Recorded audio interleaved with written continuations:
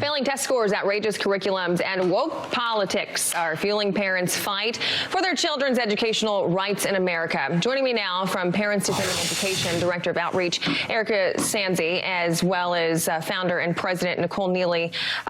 Ladies, thanks for getting up with us this morning, first off. But, I want to talk about this. I want to go right through this. We've got these failing test scores, and then you've got this issue with the pronouns and the gender assignment. You've got all kinds of issues that all these teachers and all of these woke organizations are focusing on. Yet we have already an issue because the U.S. is already testing lower than the rest of the world. So when you see things like math down 5 points, reading down 3 points in grade 4, but then you look at grade 8, it's down 8 and 3 points.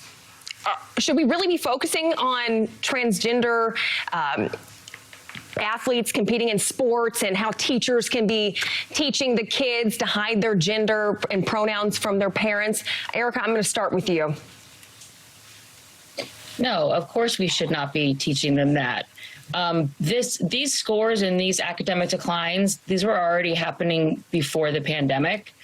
And what I find kind of remarkable is that the same people that are talking about all of these non-academic initiatives that they are pushing, they say in the name of inclusion and social justice. But even before the pandemic, only 1 out of 10 Black boys in the 8th grade was reading on grade level.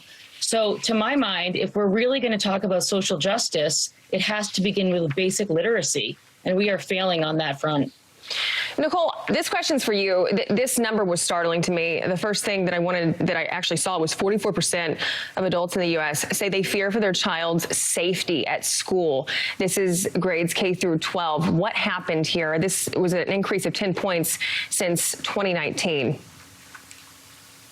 We have seen discipline issues skyrocket. That's actually something that we hear through our tip line on at least, if not once, twice, 3 times a day from across the country. It's interesting because I think many parents have assumed that, the basic thing when you drop your child at the schoolhouse gates is your child will be safe and your child will learn. And on both those counts, many schools have just broken that promise altogether. We hear parents who tell us that they fear more that schools care more about microaggressions than actual assaults. And so I think part of this is we saw in the wake of George Floyd, a lot of schools working to break the school to prison pipeline. And so they would bring in things like restorative justice. Rather than actually disciplining children, there'd be a pat on the head and not actually address the underlying problems. And so I think that's where a lot of parents are deeply unhappy with how schools are addressing these issues or not.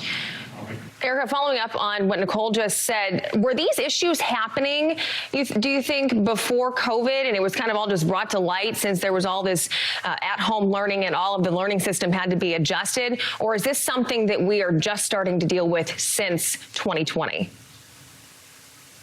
I definitely think that the trend had already begun before the pandemic. And it's true that with kids doing Zoom school from their kitchen counter and their kitchen table, their parents became much more aware of what was going on. But also, to Nikki's point, the death of George Floyd absolutely was a catalyst for schools really, really escalating in the areas of, again, diversity, equity, and inclusion, which are words that we were all able to get behind until people changed the definitions of them and made them things that are actually now damaging schools and damaging children rather than bringing about true diversity and inclusion. Nicole, how can parents help change the direction that we're going in coming into 2023?